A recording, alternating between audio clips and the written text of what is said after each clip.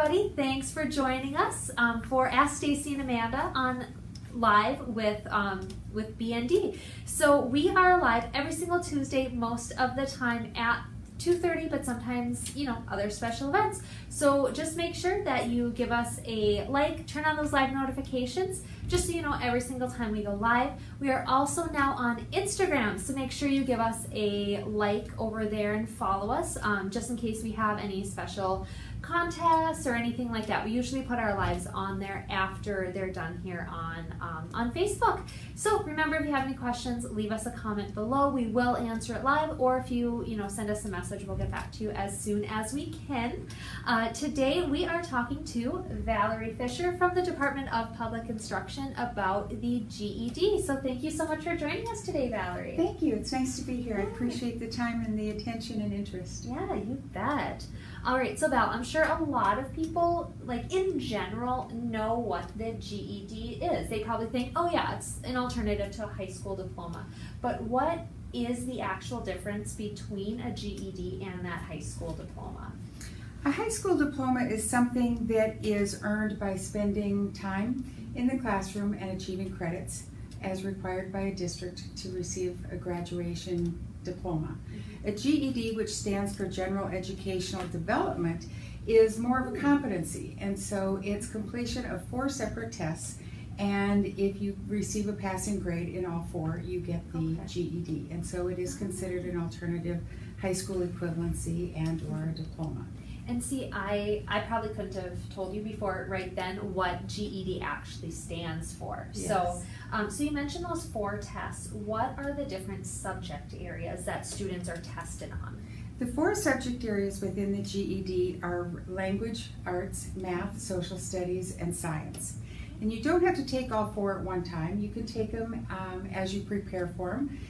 Some people can come in and pass all 4 within a couple of weeks. Oh, wow. Some do it at one sitting, others will take one at a time. And so the opportunity to do it as your schedule allows and as it works for your personal needs is certainly up to the individual. Oh, that's really nice. So if a person, let's say I'm going in to take my GED, I'm a whiz at English and the language arts, I could sit down, take it, bang it out, no problem. But I struggle with science. I'm going to want to take more time to do that. So even if I take those tests months apart, it's not going to matter as far as completing. That's right. You have as much time as you want to do that. And the beauty of it is that we have instruction available throughout the state, across the state in the adult learning centers, and it is free of charge. It is available for anyone over the age of 16. We have actually had students as old as 77 who have pursued and accomplished their GED.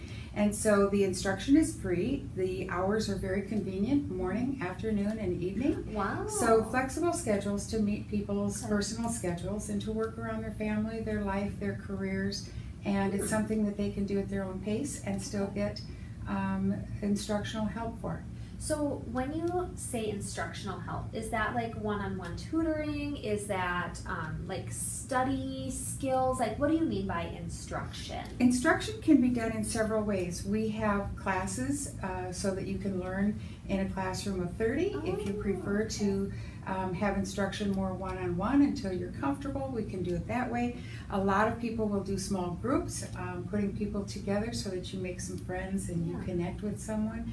And we also have distance education available. So if you live in a rural area and maybe have a job and can't really give it a lot of time, or travel isn't always convenient for you, you can go online if you have a computer and internet access, and we can get you hooked up and you can study online. Wow. So we try to make it as available as possible, knowing that people are busy, that they have commitments to their families, to their jobs, to their communities, and so we want to make it an alternative process that's as easy as can be.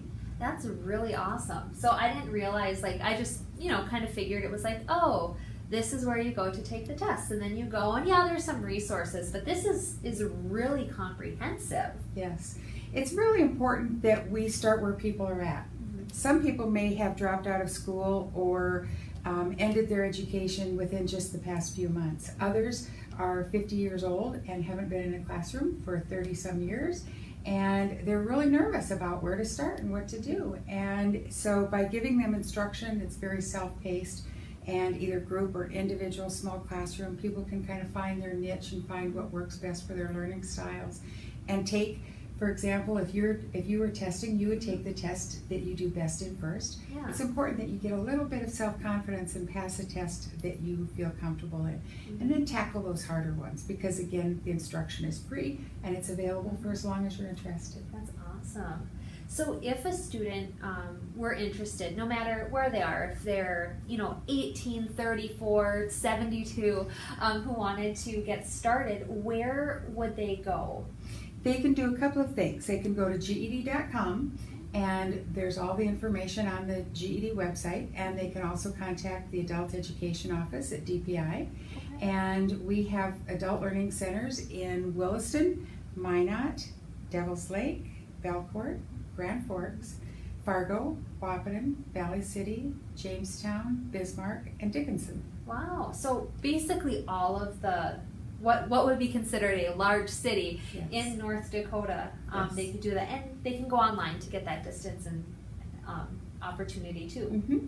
And some people will do distance education as well as coming into an adult learning center. Oh, okay.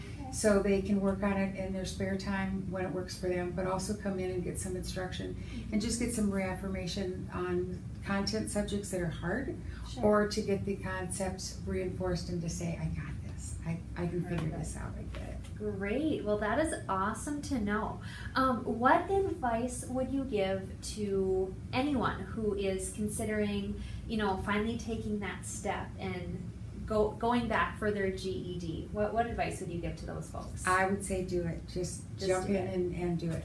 I think the fear is always that if you've left high school early and you didn't graduate and now years have passed, that it will be difficult. But I think with the support and instruction that we give you, we're very good at what we do. The adult learning centers are very used to people with that fear factor and taking that out of the element so that they really prioritize, why are you here, what do you want to get with your GED, and the doors that it opens. It's really exciting to know that somebody who has worked an entry-level job and doesn't have a GED can get their GED, and then other doors are open. They can go to college, they can go on to employment within their employer and maybe rise within the organization, or they can seek a different job that has other requirements and opportunities. Our pass rate for the GED is third highest in the nation at Wow. just under 90%, and so we believe that we're very good at what we do and that we have instructors that are very passionate and committed. And so if you give us the time and you give us your best, we're going to help you get that GED. And typically people who earn a GED make about $14,000 to $15,000 more a year. Awesome. And so it's just full of opportunities, and we believe that it does change lives, and our goal is to help people do that. Great. Well, yeah, if you're thinking about the GED, I know everybody has school on the brain, since I think most students go back to school either tomorrow or the next. And if not, certainly within the next 2 weeks. So I know everyone has school on the brain. Perfect time to shop that school supply section at your favorite store and maybe take the leap. So You bet. If your kids are going to school and you need to go back to school yourself, it's a perfect time to do it. Create that role model image for your kids and study and learn together. Good stuff. All right. Well, thanks so much, Val, for Thank you. talking to us about the GED. I know I learned something. Hopefully some of you out there did as well. All right. So thanks again. And don't forget, like us here on Facebook, turn on those live notifications, like us on Instagram, because you never know what's going to happen.